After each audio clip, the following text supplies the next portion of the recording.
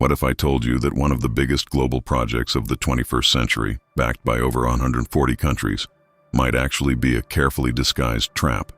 In this video, you'll uncover how China's Belt and Road Initiative promised prosperity, but delivered debt, destruction, and digital control.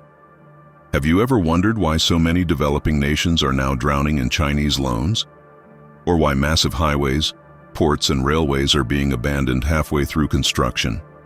This isn't just about economics. It's about power, influence, and the future of global dominance. If you care about how world politics affects your future, your country, and even your personal freedom, you need to see this. Hit the subscribe button now so you don't miss more revealing videos like this one. Xi Jinping's big dream, how the Belt and Road started back in 2013. Xi Jinping dropped a bombshell, the Belt and Road Initiative. It sounded simple: build huge highways, ports, and railways connecting China to the rest of the world.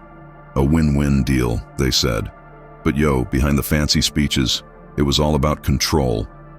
BRI was pitched as the cure to Western dominance, especially the grip of the US and Europe. Broke nations saw it as a jackpot, billions in loans. Who'd say no? But those sweet deals came with nasty strings attached, hidden clauses, fat interest rates. What looked like help was actually a trap. Over 140 countries jumped in, becoming part of China's giant web. From Africa to Europe, Chinese firms were bagging billion-dollar contracts, using Chinese workers, Chinese materials, and mostly benefiting China. Local development? Just talk.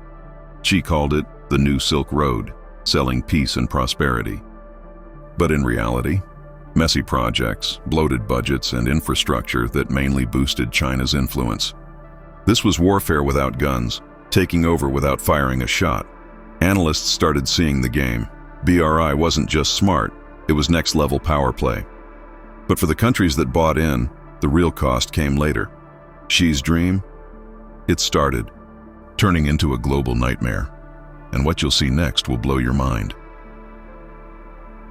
The harsh reality, debt traps, crashed economies, and ghost projects years in, the BRI's shiny image started to crumble.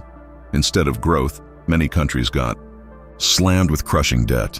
Half-built roads, abandoned ports, ghost cities. It was a mess. The dream turned into a full-blown financial nightmare. Take Sri Lanka. They built the Hambantota port with Chinese money. Couldn't pay it back? Boom. They handed over the port for 99 years. Basically gave up part of their country. And that's just one example. The so-called debt diplomacy started to make headlines. Same deal in Pakistan. The China-Pakistan economic corridor was hyped big time, 60 billion and counting. But the result? Debt through the roof and barely any progress. The economy tanked while China gained serious ground. People started asking, who's really winning here?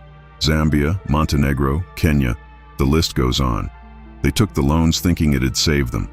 Instead, they got locked into bad contracts. Infrastructure that made 0 sense, no upkeep, and no real benefit. Local politicians getting grilled hard. The truth couldn't be hidden anymore. The BRI was supposed to be fair, but turned into a weapon for financial domination. Protests grew, trust vanished, and China? It realized the show couldn't go on like this. A new strategy was coming, fast. Wrecking the planet. The ugly side of development, besides the debt. BRI left the environment in shambles. Rainforests bulldozed, rivers redirected, entire ecosystems wrecked, all for Chinese profit. In Indonesia, massive chunks of jungle were cleared to mine. Nickel, locals ignored. Nature, crushed. In Myanmar, dam projects drowned whole villages. People were forced out, no questions asked. Power went to Chinese companies, while locals were left with nothing. BRI wasn't just an economic risk, it turned into a full-blown humanitarian disaster. Here's the kicker. China called these projects green and sustainable. They used buzzwords like eco and clean energy to sell it, but on the ground, it was pure destruction. Fast cash over long-term care. Nature was paying the price. In Africa, highways tore through nature reserves. Endangered species pushed to the edge just to move raw materials faster. Environmental checks? Barely done. It was all rushed, hush-hush, and barely regulated. The planet took the hit. Outrage exploded among activists and locals, but most governments were too deep in debt to fight back. What looked like a deal for the future turned out to be a machine of destruction, and the more you dig, the darker it gets. China's game plan shift. From concrete to code, after years of backlash, China saw the writing on the wall. Building giant, flashy infrastructure wasn't cutting it anymore. People were waking up. The empire of concrete was falling apart. So China hit reset and went digital. Now instead of roads and ports, BRI 2.0 is about 5G, AI, surveillance, tech, and digital control. Data is the new oil, and China wants the well. Companies like Huawei are dropping full digital packages on countries that have zero alternatives. Quietly, China's taking over through the cloud. This new approach? Cheaper, faster, way sneakier. Once a country installs Chinese tech, it's hooked. And unlike bridges you can blow up, you can't tear down a surveillance system overnight. It's a digital prison with no escape. Plus, it keeps China looking sharp. No more bad PR from half-built stadiums. Now it's all about efficiency, security, and innovation. But read the fine print. That means surveillance, censorship, and ideological control. The next phase of influence? Silent and deadly. With this new game plan, China's rewriting the global map. Same goal, more power. Just done smarter, slicker, and with way less resistance. And by the time most countries figure it out, it's already game over. Global pushback in the West wakes up A's. The ugly truth behind BRI came out. Countries started pushing back. What was supposed to bring growth brought debt, unfinished projects, and political strings. In 2023, Italy pulled out, the first G7 country to ditch the BRI. That shook things up. Others followed. Kenya started checking shady contracts. The vibe changed. Trust collapsed, and resistance spread. Western powers finally snapped out of it. The US and EU realized they had to respond, fast. New plans like the EU's Global Gateway and the G7's PGII popped up. Basically, anti-BRI. Alternatives. Sounds cool, but here's the problem. China had a massive head start. Plus, Western plans were slow, messy, and full of red tape. China handed out deals overnight. The West needed months of paperwork. Still, the tide's shifting. Countries are thinking twice, demanding better terms, asking hard questions. Even China's allies are watching their backs now. Public pressure's rising. No one wants to lose their sovereignty.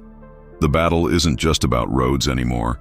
It's about control, influence, and the future of power.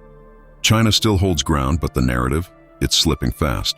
The West is moving in, and this fight's about to hit a whole new level.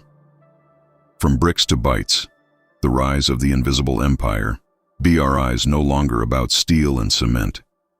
It's evolved, and it's scarier than ever. Now it's digital. Empires built on surveillance, AI, and total data control. You don't see it, but it's everywhere. Teaming up with Russia, China's building its own digital universe, new finance systems, independent platforms, and a full-on challenge to the Western world order. It's colonization 2.0. No tanks, no troops, but still deadly. With digital systems in place across dozens of countries, China's now plugged into sensitive data, able to monitor citizens and even sway elections. Most of these nations, they don't even realize how deep they're in, and by the time they do, it's too late. This is the real game. Whoever controls the data runs the world, and China figured that out first, ditching old-school projects. Made them faster, smarter, deadlier. What looked like a retreat was actually a silent checkmate. If you're watching this video, you've already got the edge. You're seeing what most people still don't. The next war won't be fought with tanks. It'll be fought with code. And if you don't get it, you'll be conquered without even noticing. Hit subscribe and stay ahead in this invisible war.